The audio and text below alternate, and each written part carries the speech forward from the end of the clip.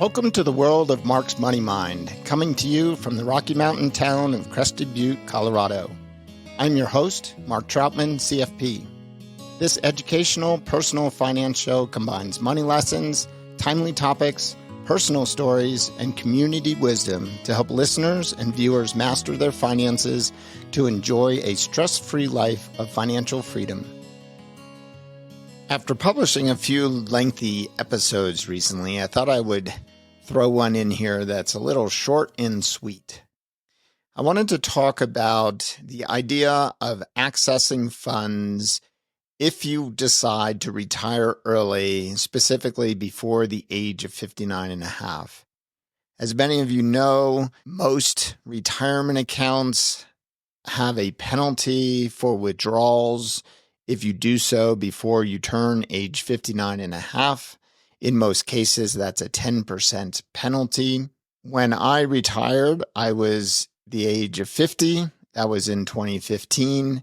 So I had about a 10-year runway before I was going to be able to access a majority of the assets we had accumulated, which were in tax-deferred accounts subject to that penalty of 10% prior to age 59 and a half. Before I retired, I started thinking about, well, how are we going to pay for things with our assets without having to pay this penalty? So we had to start thinking a little bit in advance of that time. And so what I did is I created a cash flow projection for our needs for this interim period, basically from the age of 50 to 60, which is a 10-year window. It's a fairly lengthy time frame. That's why I also talk today with many people about the value of having assets in various tax buckets. And those three tax buckets would include the maybe taxable bucket, the always taxable bucket, and the never taxable bucket. And just to rewind a little bit, when we started saving for retirement at a relatively young age, we weren't thinking about any of this stuff. We just were told, save in your 401k. At the time, it was traditional. There wasn't even Roth availability at the time. And you just stuff it away. And when you retire, you'll have assets to live on. Well, we weren't thinking about this idea of retiring early. And once we started seeing that that was an option, we started to have to come up with a plan for how are we going to pay for life prior to age 59 and a half when a lot of our money was tied up in these always taxable accounts. And for us, it was about, I want to say, 80% of our assets were in always taxable. So like I said, when I talk to people today, I explain the value of having money in maybe taxable, and that would include things like your regular checking account, any savings accounts, and regular brokerage accounts. And the reason it's maybe taxable is because certainly the money in your checking account isn't taxable. It's just money sitting there. Same with your savings accounts. And brokerage accounts, in many cases, well, certainly the principal that you contributed to those accounts is not taxable because it's already been taxed. Even gains, depending on your income tax bracket, may be taxed at zero. So for instance, if you have long-term capital gains and dividends and they fit within your 10 or 12% bracket, and you do not have income that makes you exceed those brackets, they are subject to a 0% long-term capital gains and qualified dividend tax rate. So you could potentially even have earnings that are taxed at zero in a brokerage account if you manage your income such that you fall into the 10 and 12% bracket with all of your income. And then there's the never taxable bucket, which would include things like Roth IRAs, Roth 401ks, Roth 403bs, or any other Roth type account. Those are assets that the contributions went in after tax. And in some cases, you can access those funds before age 59 and a half. Not all of them, but some of them. And we'll talk about that in a little bit. And then you have the always taxable bucket, which is where a majority of our assets were. And that is your traditional IRA, traditional 401k, traditional 403b, things of that nature. And so we had this issue in that we didn't have a lot of money in our maybe taxable and never taxable, and a lot of money in always taxable. Once I started to think about the idea of retiring early, we created this cash flow projection and plan for how are we going to access funds as we need them. And so we started to focus on building up assets in our savings accounts, in our brokerage account, and in other options that were available to us. One of those was my wife's 457 plan. She worked for a local municipal government that had a 401a plan, which is very much like a 401k in that there is a set contribution to that by the employee. I believe it was 8% of pay. And then there was a set contribution by the employer of a relatively similar amount. In addition to the 401a plan, that employer offered a 457 plan. And the 457 plan is a deferred compensation plan.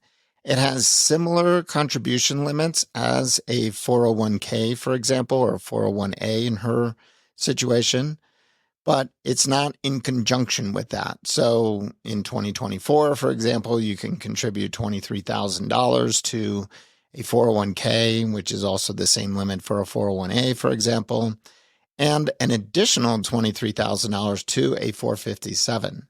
So prior to her stopping work, she contributed the maximum she could to her 457 plan with the understanding that it would become available to us once she separated from service, because a 457 plan has this special exemption that there is not a 10% penalty if you're under 59.5 to access the funds in that account, provided that you separate from service. That's the only stipulation. And this is a plan that is available to many municipal government employees, local government employees, state government employees, oftentimes school districts, things like that. So it's a great plan if you have access to it. And fortunately, she did. And we made full use of that plan and being able to contribute to it. Her plan came in two flavors, Roth and traditional, but we felt that it would be better for her to contribute to the traditional amount and get the tax deduction with the contributions, knowing that once we were accessing the funds in that account, we would be in a lower tax bracket.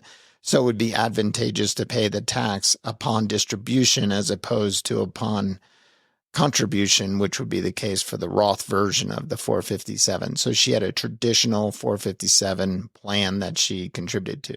We also had Roth IRAs. We each had Roth IRAs. There were 6 years where we could make contributions. We may even have done the backdoor Roth 1 or 2 of those years, but we were able to get 6 years of contributions into each of our Roth IRAs.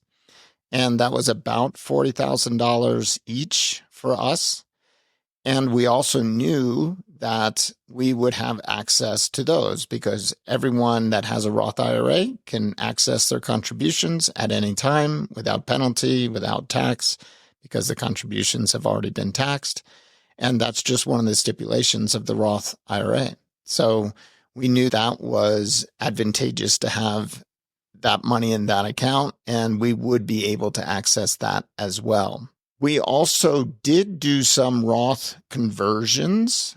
We had done one in 2010. In 2010, there was a special rule that allowed for you to make a conversion in that year and spread the tax over, I believe it was 2 years, instead of having to pay the tax in all of 1 year. So we were able to do a conversion and pay the tax over 2 years. So it basically added that income to our taxable income spread over 2 years instead of just the 1 year. That's the typical case. And then we knew that 5 years later, we would have access to that because anytime you do a Roth conversion, you have access to money that has been converted after it is aged for 5 years. And the way the Roth distributions work is the first money that comes out are your contributions. So for each of us, it would have been $40,000. Had we withdrawn that in total, each of us, we would then have access to the money that was converted in 2010, in 2015, and it's only the amount that was converted, not any earnings on the conversions. And then we also did some conversions in 2014, 2016, and 2018. We would have access to those each 5 years later. So in 2019, 2021, and 2023. So we were building what is called a Roth conversion ladder. We weren't doing it consistently because we weren't really aware that that's what we were doing, I guess you would say.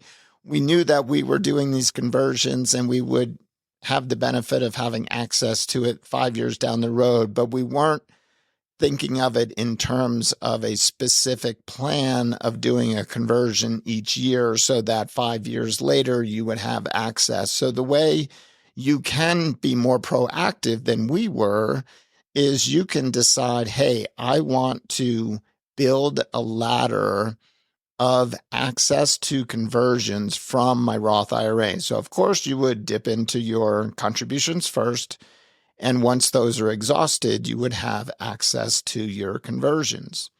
So you could do one each year and then 5 years later have access. So let's say we did one in 2010, 11, 12, 13, 14. Then in 2015, 16, 17, 18, and 19, we would have access to those funds. And if you kept doing it each year, you basically would create this perpetual ladder that you could access with conversions that were from 5 years prior.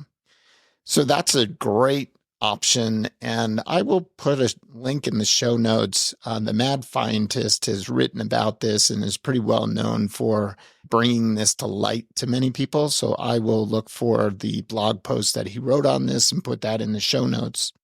The other option we were conscious of is something called the Rule of 55.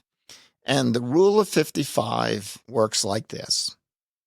If your 401k or 401a, in my wife's situation, allows for it, hers did, mine also did, but it didn't apply to me. But if you separate from service in the year you turn 55 or later, and your plan allows for it, you could have access to the money in that employer's plan and only that employer's plan at age 55 or later without penalty. So basically you get to jump ahead of the 59.5, 10% penalty. But again, it's only for funds in that employer's plan if that employer allows it, and it has to stay in that account. You can't roll it out to an IRA, for example, and have that rule follow. It won't work that way. If you roll the money to an IRA, that Rule of 55 goes away. So you would need to leave the money in that 401k or 401a in her situation to have access to it without penalty. And so that is an additional decision you need to make, because if it's not a great plan, maybe that's not a great choice. But her plan was a decent plan, and that was also an idea. And that would have been in the year 2019 for her, which would have been my 4th year of retirement. So we were building access to all of these different kind of levers to be able to get money from some accounts that typically would have had some restrictions to them. And then another option is something called the 72T SEPP, which stands for Substantially Equal Periodic Payments.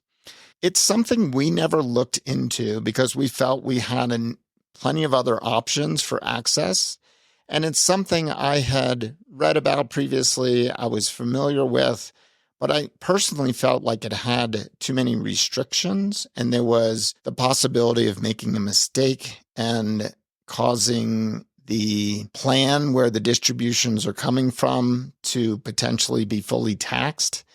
And we will talk about this in an interview that Amberly Grant and I did with Eric Cooper on the FinTalks cruise. So this is one of the interviews we did on the cruise. I've published a previous interview we did with a number of other people on the cruise, and I held this one back because I thought it would be a good opportunity to publish that along with this episode. And we talk specifically about the 72T, and Eric has implemented this for himself. In fact, he's done it to create his own fun bucket. And I think that's just really neat that he did that. You will hear that at the end of this episode, and that is another option. Now, going back to our situation, I would turn 59 and a half in April of 2025, so a year from now, and I will have full access to my accounts.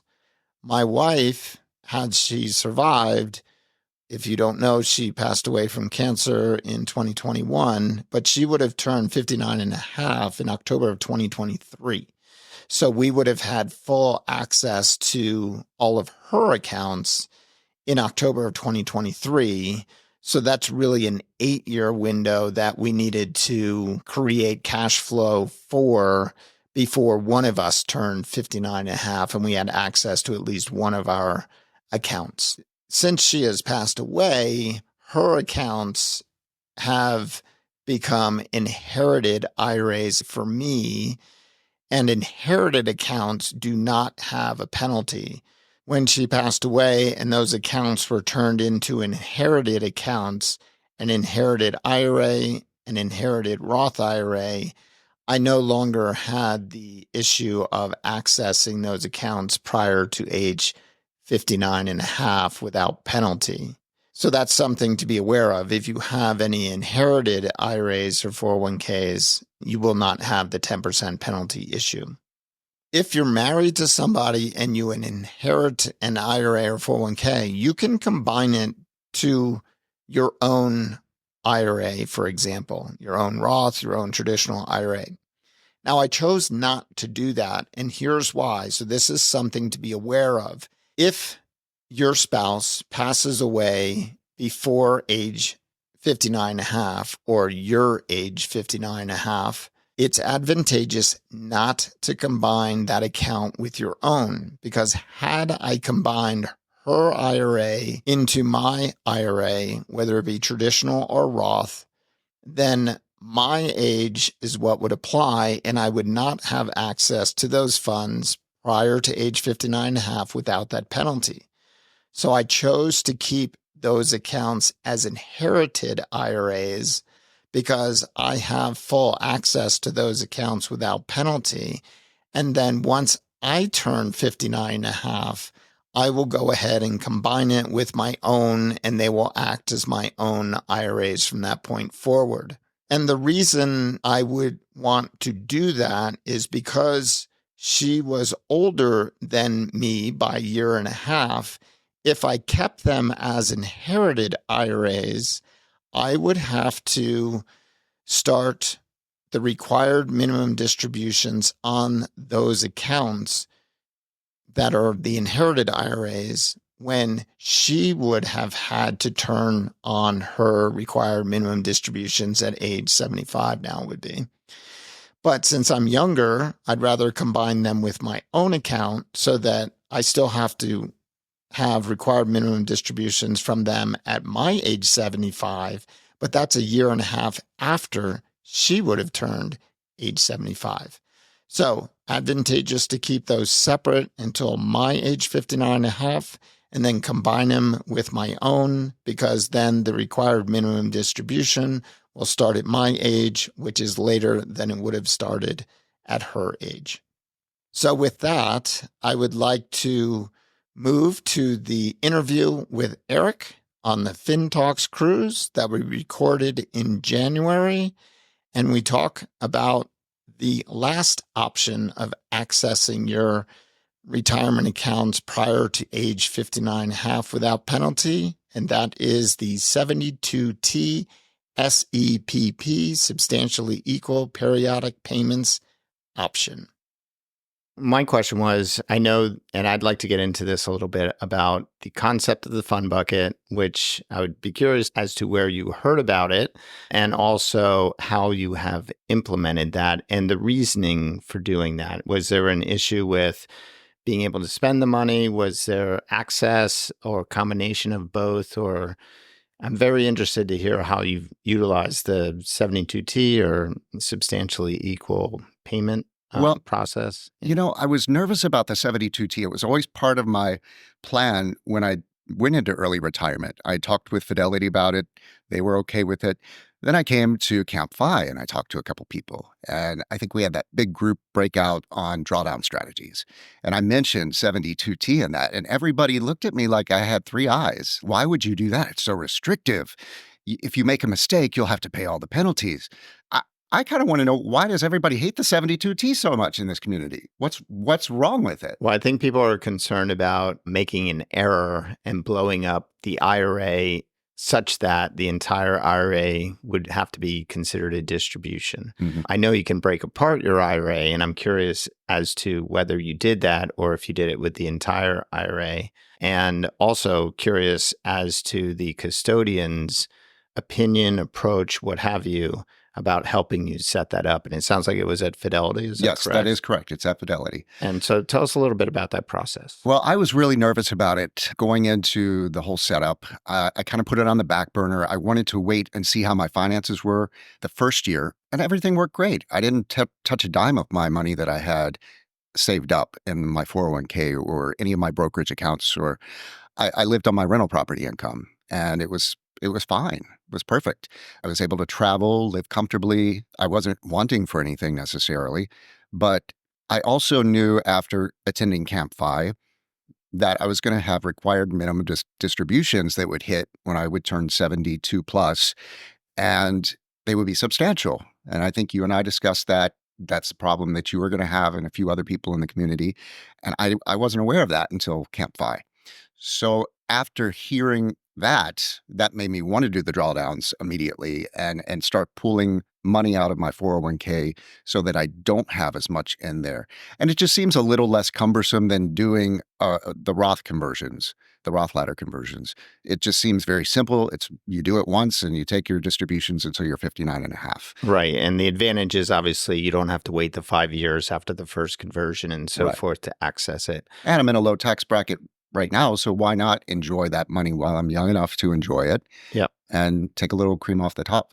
Yeah. And so if people aren't aware that you need to set up it's like annuitizing a portion of your IRA, and it has to come out for at least 5 years or until you're 59 and a half, whichever is longer. So in your case, that's approximately going to be a 10 10-year years. window that you're going to be required to take out the equal payments each year, whether you want to or not, effectively. And I think that's where people are of the opinion that it handcuffs you to that strategy that you can't change. Now, it sounds like you're doing it just for kind of fun money. Yeah. Correct? So as I was saying, I wanted to wait until I got a good grasp on what my income was.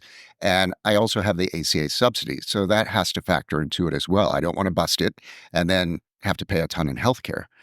So after 2 years of having a good idea of what my finances looked like and how much money I was going to make every year, I felt comfortable doing a $20,000 distribution each year.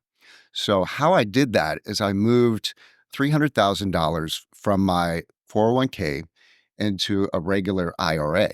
So the IRA is then just a portion of what the 401k was. The $300,000 takes a $20,000 distribution each year.